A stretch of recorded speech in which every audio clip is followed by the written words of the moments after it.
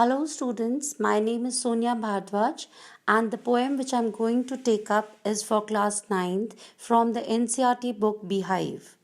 This is part 2 of the poem The Road Not Taken by Robert Frost. Students, in this part I shall be explaining all the 4 stanzas of the poem along with the difficult word meanings. So let's begin with stanza 1.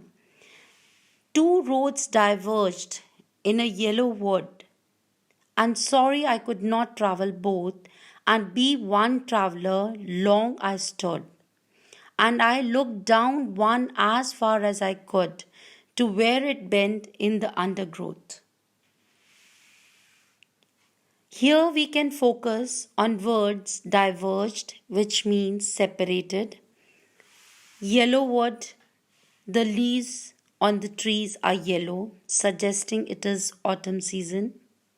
Undergrowth, dense growth of plants and bushes. Now, in the first line of the stanza, two roads diverged in yellow wood means the poet has come into a deep autumnal wood where two roads have diverged into two ways like a fork. And sorry I could not travel both. Immediately, the poet understands that as a traveler, traveling both the roads is impossible.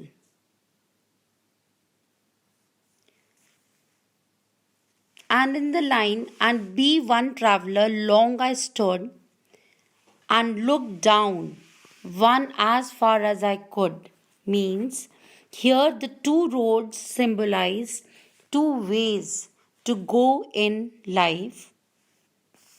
The poet first thought of travelling both the roads and then discarded the idea. Then he finds himself in dilemma about the choice of roads. To where it bent in the undergrowth, he found that the first road has bent in the undergrowth. His eyes followed it till it covered into the undergrowth and nothing was visible beyond it. Now, students, let's move on to the explanation of stanza 2. Then took the other, just as fair, and having perhaps the better claim, because it was grassy and wanted wear, though as for that, the passing there had worn them really about the same.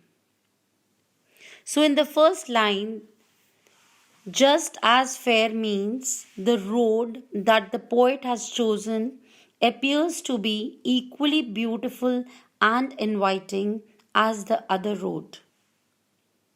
And in the second line, the better claimed it seemed better. Better claims means it seemed better. And in the next line, because it was grassy and wanted wear, though as for that the passing there had worn them really about the same, means the poet selects the road that appears at first glance to be less travelled. This stanza suggests that he has an independent spirit and does not wish to follow the crowd. After a moment, he changes his mind, concluding that both roads are equally worn out. So, here in this stanza, if we focus our attention on the words like fair, it means good. Better claims means it seemed better. Wanted wear looked less worn out, and passing means on walking down. Now, students, the stanza 3, which goes like this: and both that morning equally lay, in leaves no step had trodden black. Oh, I kept the first for another day, yet knowing how way leads on to way, I doubted if I should ever come back. The words which require focuses equally lay means were equally covered. with dry leaves. Trodden black means turn the path black by crushing the leaves. It means that no person has walked over it, stepped over the leaves. Way leads on to way means one thing leads to another. So in the first two lines of stanza 3, and both that morning equally lay, in leaves no step had trodden black, means leaves covered both roads equally. No one this morning has yet taken either path, for the leaves lie undisturbed. In the third line, oh, I kept the first for another day, this symbolizes that the choices in life open to the poet are both unknown to him. Yet, knowing how way leads on to way, I doubted if I should ever come back. The poet remains committed to his decision to take the road he had previously selected, saying that he will save the other road for another day. This symbolizes that he will make the choice in life only if he is not satisfied with the results of the first choice. He observes that he will probably never pass this way again, as one path leads to another, and thus will never have an opportunity to take the other road. This symbolizes he will not be able to take the second choice in life at all.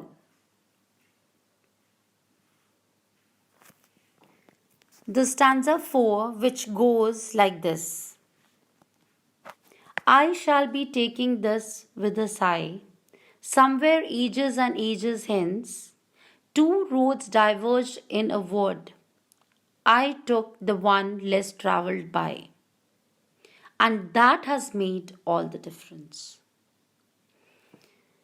In the first line, this with a sigh means the poet means that his satisfaction with his decision also might make him sigh.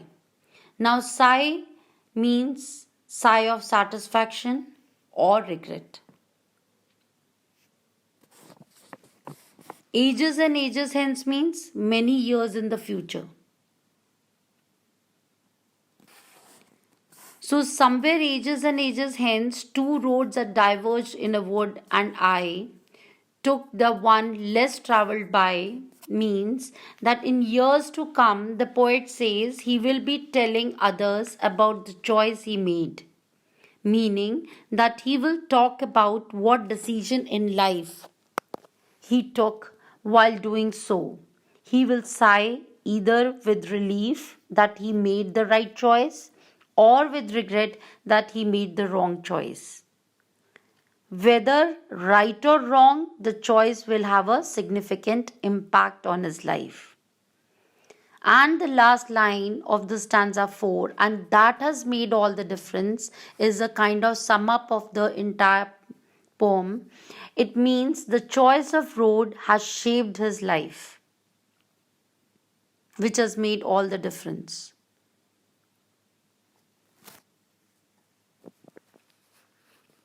So, as we have come to an end of the explanation, I hope students, you all must have understood the poem. So, on the basis of your understanding of the text, there are two application based questions which you all must attempt as assignment questions. Question 1. Do you agree that decision making is an important factor of people's life? Support your answer with context to the poem The Road Not Taken. Question 2. How is the theme of the poem applicable to our lives? In both these questions, you all have to relate the theme of the poem to real life situation to get your answer. So that's all for now, students. Thank you. Thank you.